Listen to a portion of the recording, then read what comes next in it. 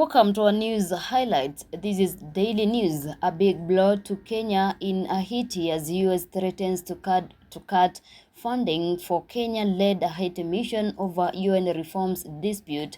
The United States has warned that it might cut its funding for the Kenyan-led multinational security support mission in Haiti if the United Nations Security Council rejects proposals for the mission restructuring and expansion. As world leaders gather for the United Nations General Assembly, the U.S. has proposed major reforms to the mission, including increased funding and direct support from the UN. While speaking to Reuters on Wednesday, September 24th, U.S. Charge Affairs in Haiti Henry Worcester expressed the concern at the time when the U.S. funding for the mission is set to expire this December. As they quote, "The U.S. provision of support for the MSS and what we have been providing will expire this end of this year, December," Worcester said when asked if Washington will continue to support if the plan is rejected.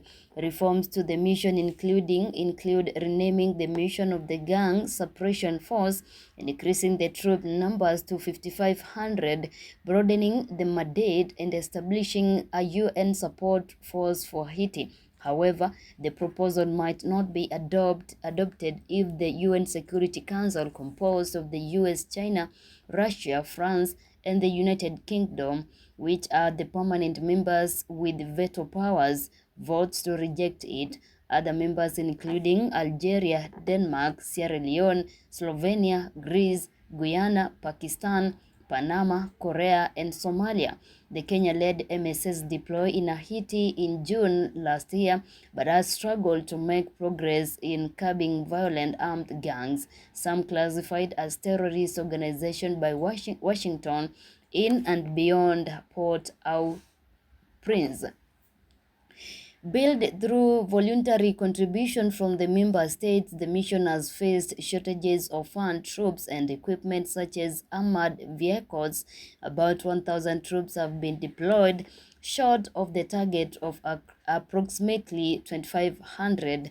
The mission mandate approaches expiration on October 2nd. President William Ruto recently criticized global leaders for failing to provide sufficient support. Speaking at the high-level meeting on Haiti in New York on Monday, Ruto warned that Kenya would only send additional troops if the mandate was clear and supported by reliable resources under the international community and the United Nations Security Council. As he quote, "If we are sending an additional team, the mandate must be clear. We must also have predictable resource package. It cannot be what Kenya has been through, which is a game of guesswork. If we are serious about solving the matter of Haiti," he said. The president disclosed that Kenya's plan to set up 12 new forward operating bases was delayed due to logistical setbacks, allowing gangs to reclaim some previously controlled area.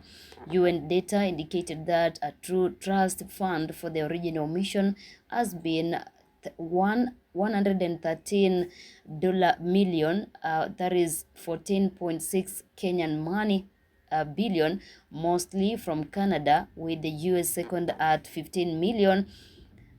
1.9 million. It was estimated that operation costs would run into hundreds of millions annually.